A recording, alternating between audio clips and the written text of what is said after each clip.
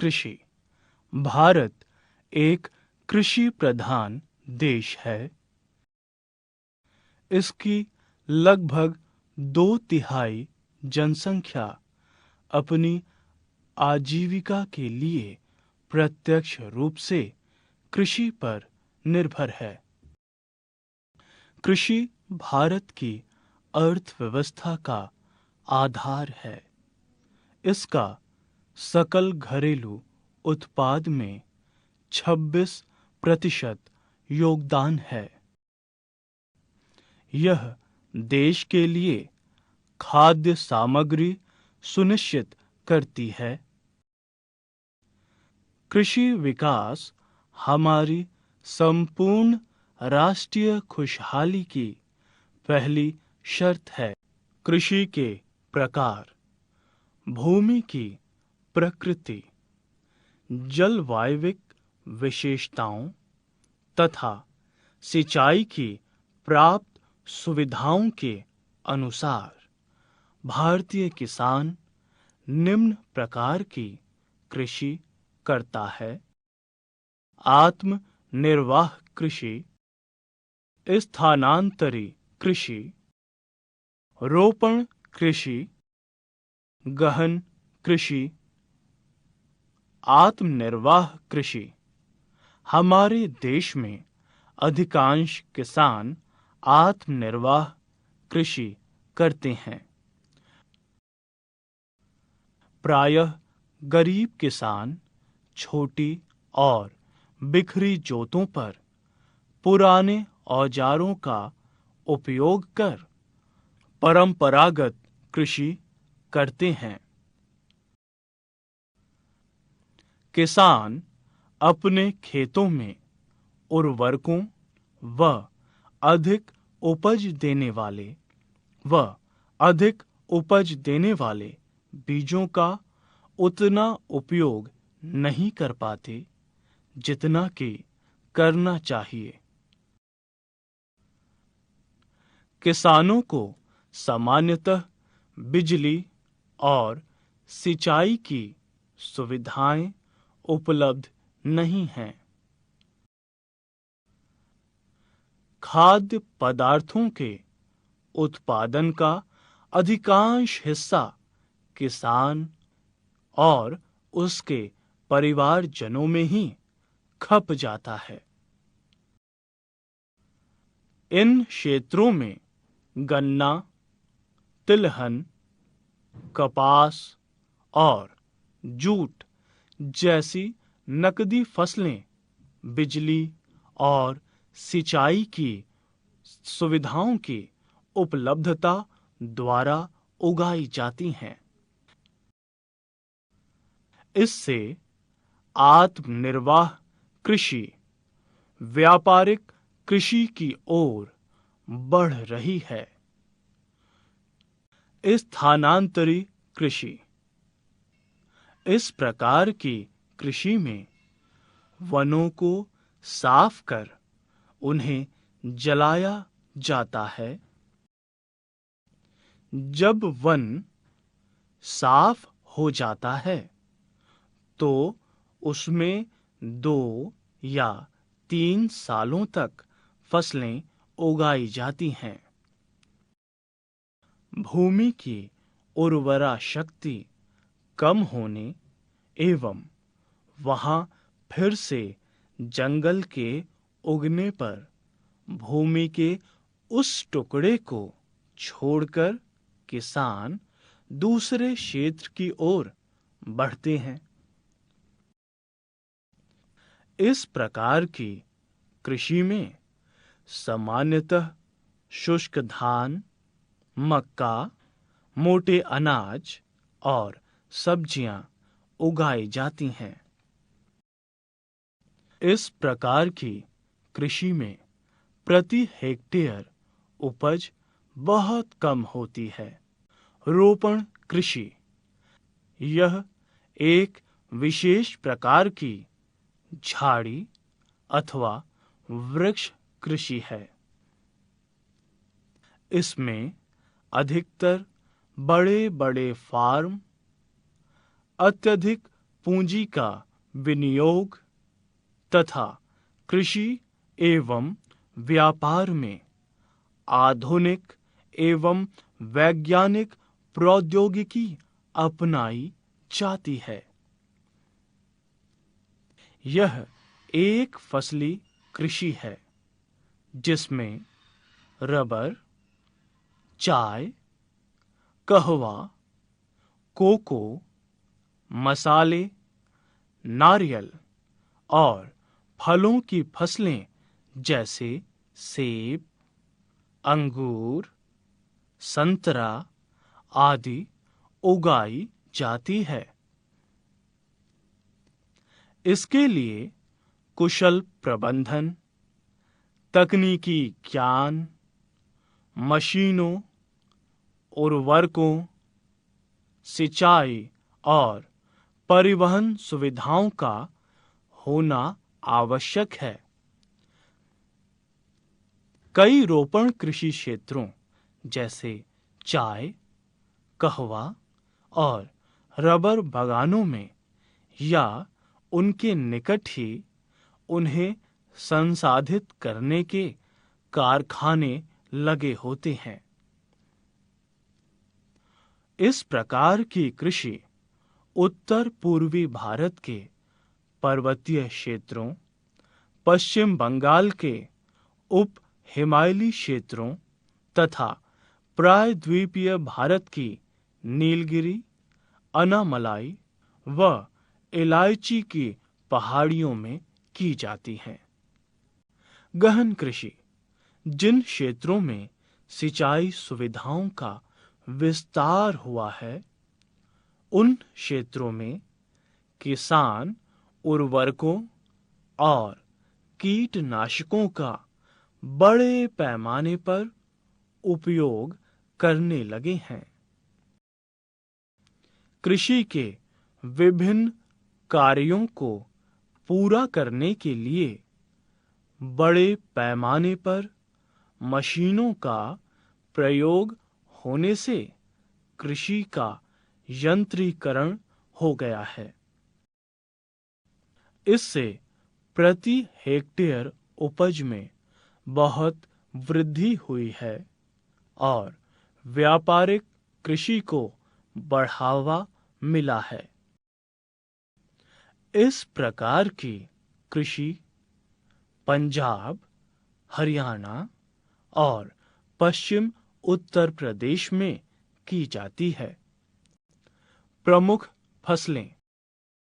भारत में 3 फसल ऋतुएं हैं जिन्हें खरीफ, रबी और जायद कहते हैं।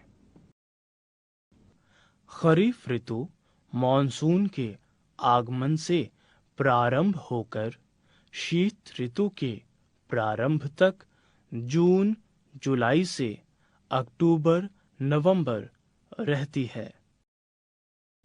खरीफ ऋतु में चावल, मक्का, ज्वार बाजरा, कपास, मूंगफली, मूंग, उड़द आदि फसलें उगाई जाती हैं।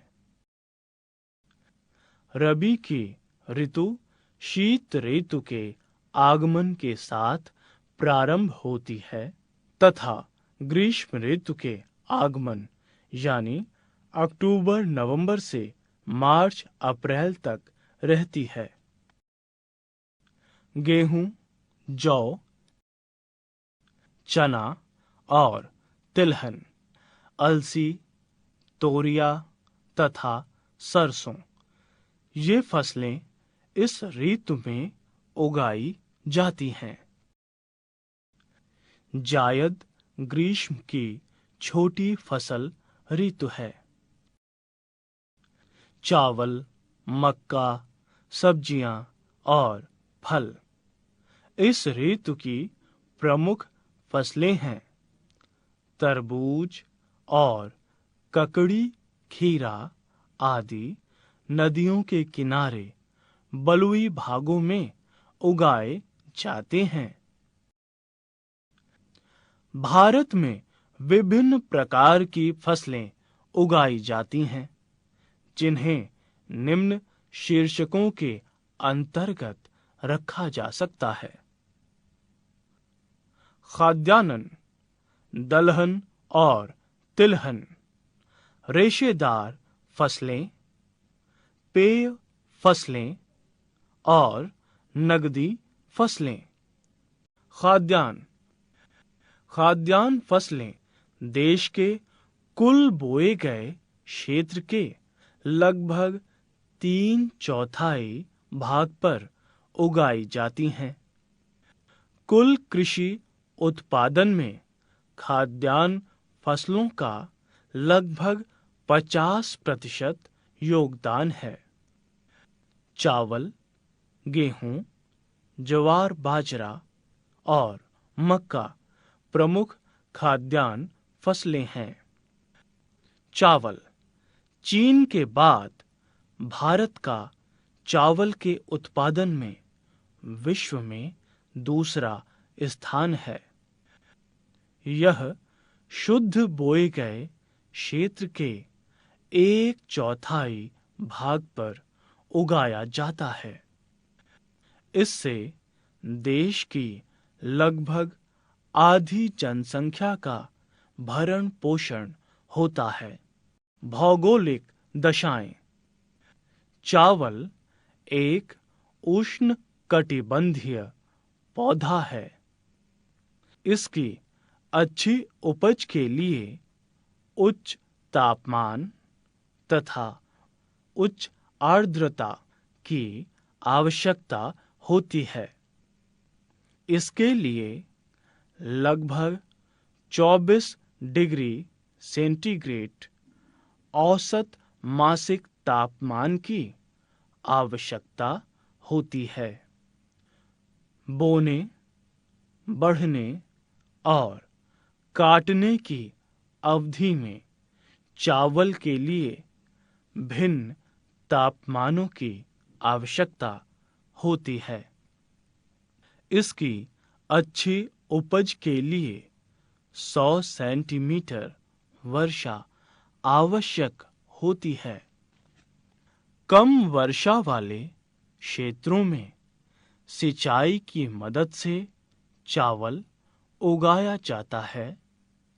मुख्य रूप से पंजाब, हरियाणा और पश्चिमी उत्तर प्रदेश। उत्पादन एवं वितरण। चावल देश के विस्तृत भागों में उगाया जाता है। पश्चिम बंगाल, उत्तर प्रदेश, आंध्र प्रदेश, पंजाब, हरियाणा और तमिलनाडु चावल के प्रमुख उत्पादक राज्य हैं। उत्पादित चावल का अधिकांश भाग स्थानीय रूप में ही खप जाता है, अतः कम मात्रा में ही इसका निर्यात हो पाता है। चावल दक्षिण पूर्व एशिया के देशों, संयुक्त राज्य अमेरिका तथा संयुक्त अरब गणतंत्र को निर्यात किया जाता है। गेहूं, यह भारत की दूसरी सबसे महत्वपूर्ण खाद्य फसल है। यह मुख्य रूप से देश के उत्तर और उत्तर पश्चिमी भागों में उगाई जाती है। चीन के बाद भारत संसार का दूसरा प्रमुख गेहूं उत्पादक देश है। भौगोलिक दशाएं।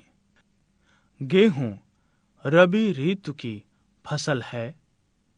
इसके लिए बोते समय 10 डिग्री सेंटीग्रेड से 15 डिग्री सेंटीग्रेड तथा पकते समय 20 डिग्री सेंटीग्रेड से 25 डिग्री सेंटीग्रेड तापमान की आवश्यकता होती है। 75 सेंटीमीटर वर्षा इसके उत्पादन के लिए अधिक उपयुक्त है। इसके लिए अच्छे जल निकास वाली उपजाऊ मिट्टियां आवश्यक हैं। चावल की तुलना में गेहूं की खेती में कम श्रम की आवश्यकता होती है। इसे देश के कुल बोए गए क्षेत्र के छठे भाग पर उगाया जाता है। उत्पादन एवं वितरण। गेहूं की खेती मुख्यतः उत्तर प्रदेश, पंजाब, हरियाणा, राजस्थान और बिहार में की जाती है। वर्तमान समय में गेहूं का निर्यात भी किया जा रहा है। मोटे अनाज ज्वार, बाजरा और रागी भारत में उगाए जाने वाले प्रमुख मोटे अनाज हैं। ज्वार क्षेत्रफल और उत्पादन की दृष्टि से ज्वार भारत का तीसरा महत्वपूर्ण खाद्यान्न है। भौगोलिक दशाएं 18 डिग्री से 32 डिग्री सेल्सियस औसत मासिक तापमान इसके उत्पादन के लिए उपयुक्त है। ज्वार के लिए लगभग 30 से 60 सेंटीमीटर वर्षा की आवश्यकता होती है। उत्पादक राज्य ज्वार के प्रमुख उत्पादक राज्य महाराष्ट्र, कर्नाटक, आंध्र प्रदेश, तमिलनाडु और मध्य प्रदेश हैं। बाजरा यह भी शुष्क और उष्ण जलवायु की फसल है। इसके उत्पादन की जलवायु दशाएं ज्वार के समान ही हैं। बाजरा का सबसे प्रमुख उत्पादक राज्य राजस्थान है। इसके अन्य उत्पादक राज्य उत्तर प्रदेश, महाराष्ट्र, गुजरात और हरियाणा हैं। रागी यह वर्षा पर निर्भर एक खरीफ फसल है। इसे अच्छे जल निकास वाली जलोढ़, दोमट और लाल या काली बलुई दोमट मिट्टियों की आवश्यकता होती है। इसके लिए आवश्यक जलवायु दशाएं बाजरा के समान ही हैं। यह कर्नाटक और तमिलनाडु के शुष्क भागों में उगाई जाती है। मक्का यह एक मोटा अनाज है जिसका उपयोग खाने और चारे दोनों के लिए होता है। इसे विभिन्न प्रकार की जलवायु दशाओं और मिट्टियों में उगाया जाता है। भौगोलिक दशाएं यह मुख्यतः खरीफ ऋतु की फसल है। इसके लिए 21 डिग्री से 27 डिग्री सेल्सियस तक तापमान की आवश्यकता होती है। मक्का 50 से 100 सेंटीमीटर वर्षा वाले क्षेत्रों में उगाई जाती है। दलहन और तिलहन। दलहन दालें शाकाहारी भोजन के लिए प्रोटीन के प्रमुख स्रोत हैं। तूर या अरहर, उड़द, मूंग, मसूर, मटर और चना प्रमुख दालें हैं। अरहर, उड़द और मूंग खरीफ की फसलें हैं, जबकि मसूर, मटर और चना रबी की फसलें हैं। अधिक वर्षा वाले क्षेत्रों को छोड़कर दालें देश के सभी भागों में उगाई जाती हैं।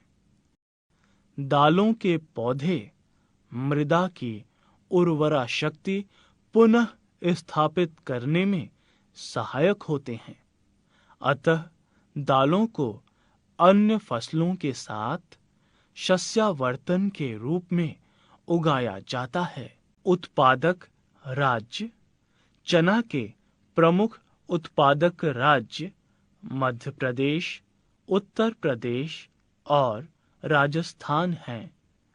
चना के अन्य उत्पादक राज्य महाराष्ट्र और कर्नाटक हैं। अरहर मुख्यतः महाराष्ट्र, उत्तर प्रदेश, कर्नाटक, मध्य प्रदेश और आंध्र प्रदेश में पैदा की जाती है। तिलहन भारतीय भोजन में वनस्पति तेल का महत्वपूर्ण स्थान है। तिलहनों से निकालने के बाद खली बच जाती है, जो पशुओं के लिए बहुत ही महत्वपूर्ण है। मूंगफली, तिल, तोरिया, सरसों, अलसी और अरंडी प्रमुख तिलहन फसलें हैं। सोयाबीन, बिनौला, सूरजमुखी तथा साफ्लावर से भी तेल निकाला जाता है। मूंगफली यह भारत की सबसे महत्वपूर्ण तिलहन है। मूंगफली से देश का लगभग 50% खाद्य तेल प्राप्त किया जाता है। उत्पादक राज्य। इसके प्रमुख उत्पादक राज्य आंध्र प्रदेश, तमिलनाडु, कर्नाटक, गुजरात और महाराष्ट्र हैं। ये राज्य देश के उत्पादन का लगभग 85% खाद्य तेल पैदा करते हैं। तिल यह वर्षा पर निर्भर फसल है। यह उत्तर भारत में खरीफ फसल के रूप में तथा दक्षिण भारत में रबी फसल के रूप में उगाया जाता है। उत्पादक राज्य। यह भारत के प्रायः सभी भागों में उगाया जाता है, परंतु गुजरात, तमिलनाडु, पश्चिम बंगाल, कर्नाटक और मध्य प्रदेश इसके प्रमुख उत्पादक राज्य हैं। तोरियां तथा सरसों उत्तरी भारत की सबसे महत्वपूर्ण तिलहन फसलें हैं। ये रबी की फसलें हैं। कभी-कभी इन्हें मिश्रित फसलों के रूप में उगाया जाता है। उत्पादक राज्य। इनके प्रमुख उत्पादक राज्य राजस्थान, उत्तर प्रदेश, हरियाणा, पश्चिम बंगाल और मध्य प्रदेश हैं। अलसी यह रबी की फसल है। रूस और कनाडा के बाद भारत का संसार में अलसी के उत्पादन में तीसरा स्थान है। उत्पादक राज्य मध्य प्रदेश, उत्तर प्रदेश, बिहार, छत्तीसगढ़ और महाराष्ट्र अलसी के प्रमुख उत्पादक राज्य हैं। अरंडी। अरंडी छोटे पेड़ों वाली एक फसल है। इसे खरीफ और रबी दोनों ऋतुओं में उगाया जाता है। भारत में संसार की 20% अरंडी पैदा की जाती है और उत्पादन में ब्राजील के बाद भारत का दूसरा स्थान है। उत्पादक राज्य गुजरात, आंध्र प्रदेश और राजस्थान इसके प्रमुख उत्पादक राज्य हैं। रेशेदार फसलें। कपास और जूट भारत की दो प्रमुख रेशेदार फसलें हैं। कपास यह उष्ण और उपोष्ण क्षेत्रों में उगाई जाती है। यह खरीफ की फसल है। इसके लिए वर्ष में 210 दिन पाला रहित होने चाहिए। कपास की फसल को तैयार होने में 6 से 8 महीने लगते हैं। फसल को तैयार होने के समय खुला मौसम एवं तेज धूप आवश्यक है। इससे रेशों में चमक बनी रहती है।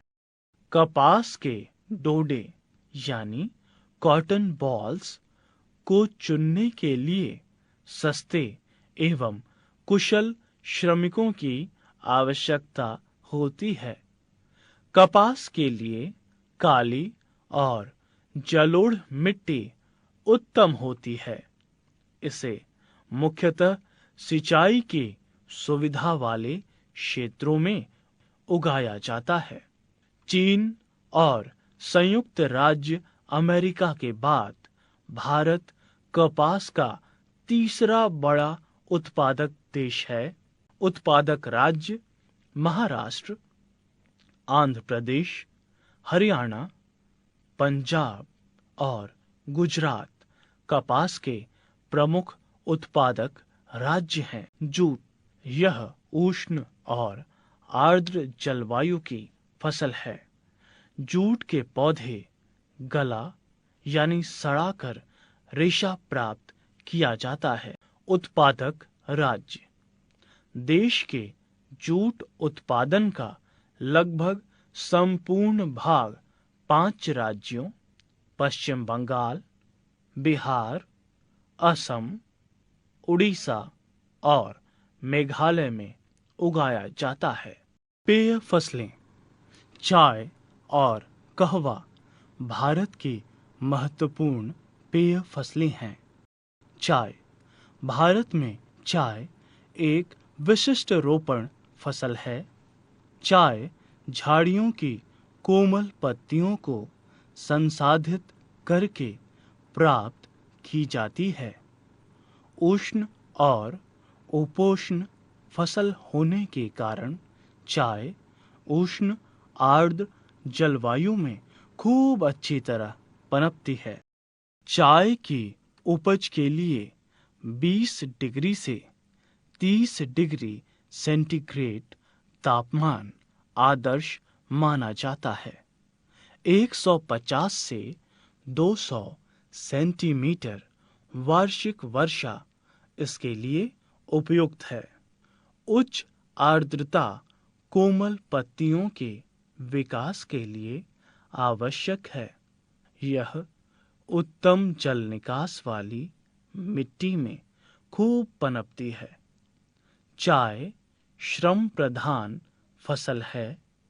इसके लिए अधिक संख्या में सस्ते और कुशल श्रमिकों की आवश्यकता होती है।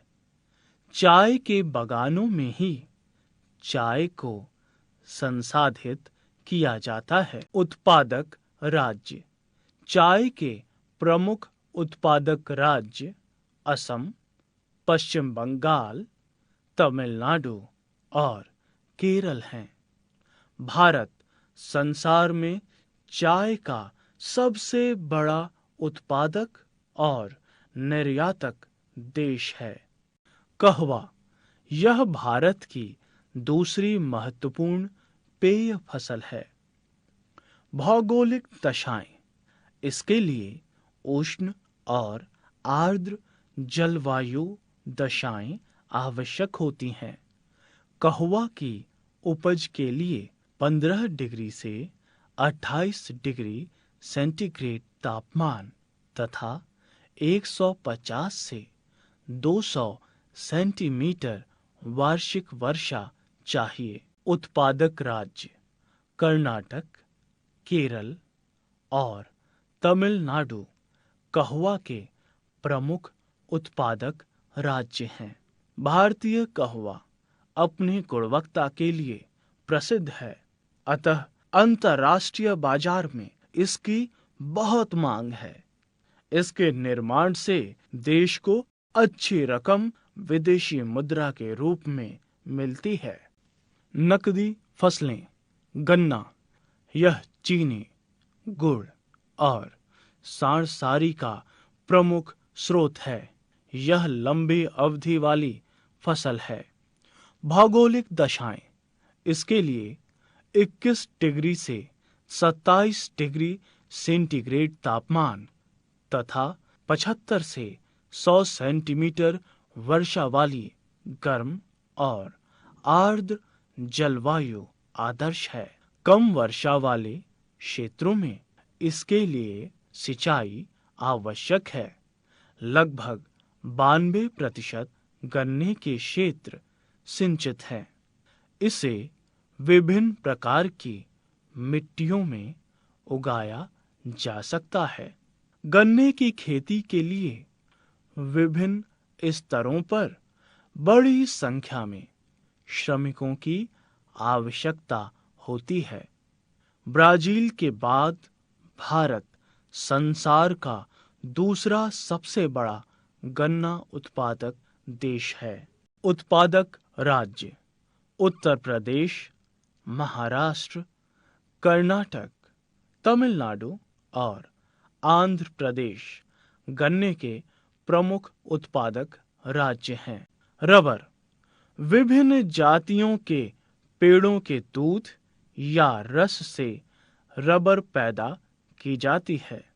इसका उपयोग टायर या ट्यूब के अलावा विभिन्न औद्योगिक उत्पादों में किया जाता है।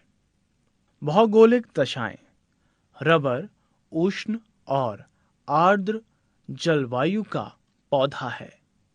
इसके लिए अधिक वर्षा लगभग 300 सेंटीमीटर तथा उच्च तापमान आवश्यक है। भारत संसार का 5वां बड़ा रबर उत्पादक देश है। भारत के लगभग 97% प्राकृतिक रबर की मांग घरेलू उत्पादन से पूरी हो जाती है। उत्पादक राज्य केरल, तमिलनाडु, कर्नाटक, असम और त्रिपुरा प्रमुख रबर उत्पादक राज्य हैं। फल भारत संसार में फलों और शाक सब्जियों का दूसरा सबसे बड़ा देश है। आम और केले के उत्पादन में तो भारत का संसार में पहला स्थान है। आम, केला, सेब, काजू, संतरा, अंगूर, आड़ू, नाशपाती और झरबेरी भारत में उगाए जाने वाले महत्वपूर्ण फल हैं। प्रौद्योगिक और संस्थागत सुधार प्रौद्योगिक सुधार रहट, लकड़ी का हल और बैलगाड़ी का प्रयोग विगत कई सदियों से भारतीय कृषि में होता रहा है। यह अपने में उत्तम प्रौद्योगिकी के प्रतीक स्वरूप हैं। भारतीय किसानों ने अपेक्षाकृत थोड़े से समय में नई प्रौद्योगिकी क्रांति का अनुभव किया। इसके परिणाम स्वरूप रहट को पानी के पंप यानी ट्यूबवेल से, हल को हैरो एवं ट्रैक्टर से और बैलगाड़ी को ट्रक से बदल दिया गया। इसके बाद पक्की सड़कों और संचार के तीव्रतर साधनों का विकास हुआ, जिसके परिणाम स्वरूप किसान अपने कृषि उत्पादों को निकट व दूरवर्ती बाजारों तक लाने ले जाने में समर्थ हुआ है। सिंचाई के लिए खेतों को पानी से भरने के स्थान पर अब ड्रिप या फव्वारों से सिंचाई की सुविधा मिलने लगी है। कृषि उत्पादन बढ़ाने के लिए अब बड़े पैमाने पर रासायनिक उर्वरकों का उपयोग किया जा रहा है। रासायनिक उर्वरकों के साथ साथ जैव खादों का उपयोग किया जाने लगा है, जिससे मिट्टी की उर्वरा शक्ति को बढ़ाया जा सके। अधिक उपज देने वाले तथा कम समय में पकने वाले बीजों के विकास ने कृषि उत्पादन में क्रांति ला दी है। अधिक उपज देने वाले बीजों का विस्तृत क्षेत्र में उपयोग ने 20वीं शताब्दी के छठे और 7वें दशकों में हरित क्रांति को जन्म दिया। भारत में श्वेत क्रांति यानी दूध उत्पादन ने हरित क्रांति का अनुसरण किया है, जिसे ऑपरेशन फ्लड के नाम से पुकारते हैं। संस्थागत सुधार। समय समय पर केंद्रीय और राज्य सरकारों ने कृषि सुधार के लिए विविध उपाय किए हैं। सरकार ने विभिन्न सुविधाएं प्रदान कर सार्वजनिक उपक्रमों के माध्यम से कृषि सुधार के कार्यक्रमों को आगे बढ़ाया है। इसके तहत निम्न उपाय किए गए हैं। जमींदारी प्रथा का उन्मूलन, छोटी जोतों की चकबंदी कर उन्हें आर्थिक रूप से उपयोगी बनाया है। रेडियो और दूरदर्शन के माध्यम से किसानों को खेती की नवीनतम तकनीकों से परिचित कराया जाता है। फसल बीमा योजना के तहत फसल की बर्बादी की भरपाई का प्रावधान किया गया है। प्रायः फसलें प्राकृतिक आपदाओं जैसे सूखा, बाढ़, ओला वृष्टि, चक्रवात, आग, रोग आदि से नष्ट हो जाती हैं और किसान को हानि उठानी पड़ती है, परंतु फसल बीमा के द्वारा घाटे की पूर्ति संभव है। किसानों को कृषि के आधुनिकीकरण के लिए ग्रामीण बैंक तथा सहकारी समितियों द्वारा बहुत कम ब्याज दर पर ऋण की सुविधाएं उपलब्ध हैं।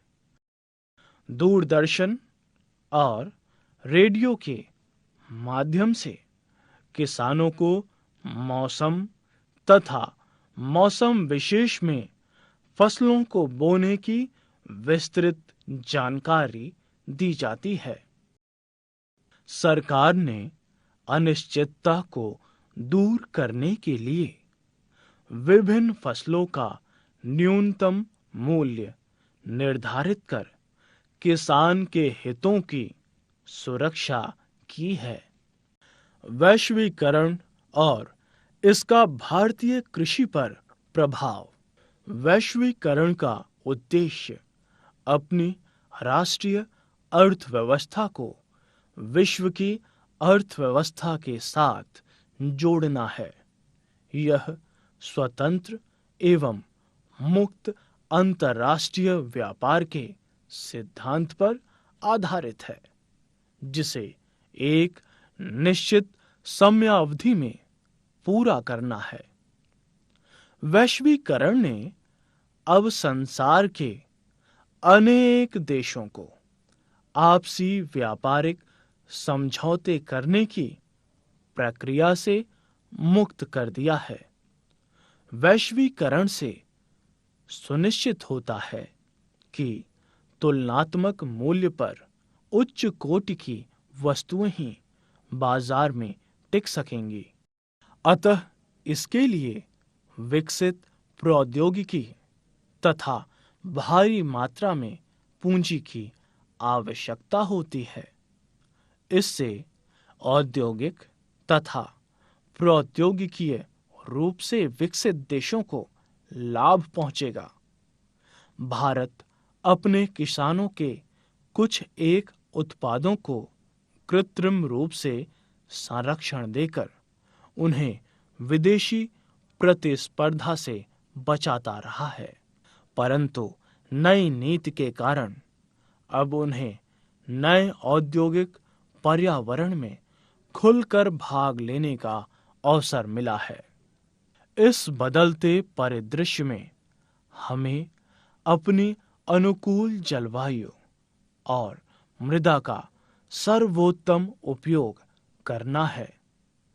हमारे पास अपेक्षाकृत सस्ता, पर्याप्त मानव श्रम है, जिनकी कार्य क्षमता को बढ़ाने के हर संभव प्रयास करने चाहिए।